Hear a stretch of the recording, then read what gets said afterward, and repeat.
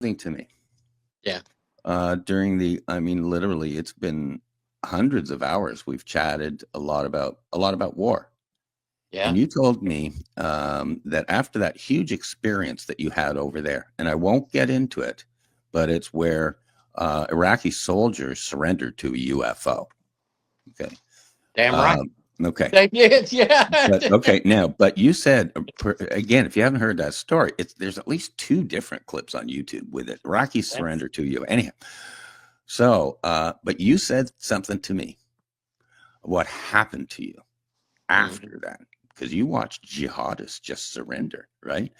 mm-hmm. But what happened to you is you felt, and again, tell it in your own words, you felt almost like the armor of God around you and your Yeah. platoon after that. Just tell us a little bit about that, and how long was that a period of time from then to when the war ended? So for me, that happened, right during that April uprising time period. And, um, a lot of people don't know this, but I think I've told you this. I've had bullets pass through the crease of my pants. I had a bullet come through the shirt here once. I had a bullet ricochet off my helmet. This is all after this is happening. People say, come on, man. Yeah, okay. Well, I don't care if you believe me or not. Our vehicle was shot 23 times and bullets crisscrossed on the inside of that vehicle at various times. And literally, I have a guy that was holding his rifle and a bullet went through um, the shoulder strap, on his rifle. Never touched him.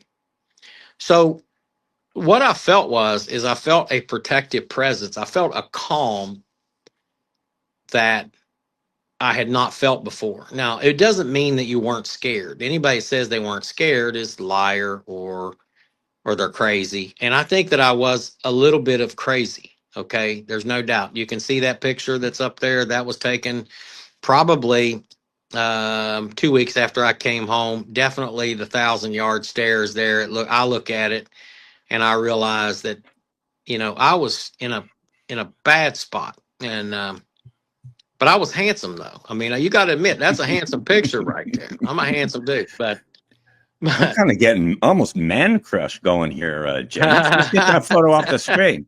yeah, well, and obviously, that has changed some, but the eyes are a window to the soul, and I think that whole experience with that, I can't explain it.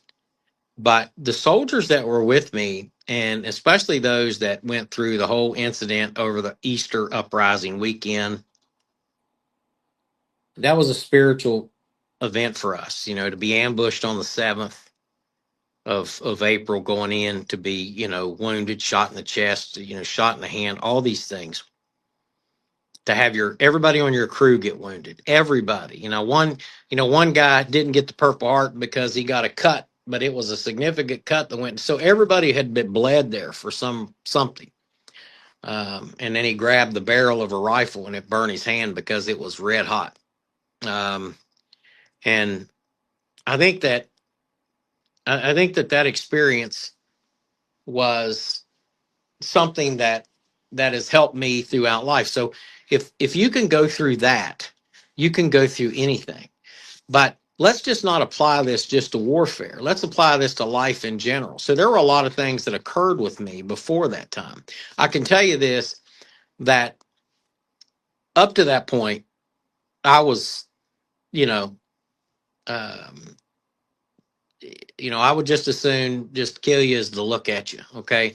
And I hate to even say that. And that's not a bravado thing. That's just the real, it was business. And that's all. And I used to see it as that. Now I don't see it as just business anymore.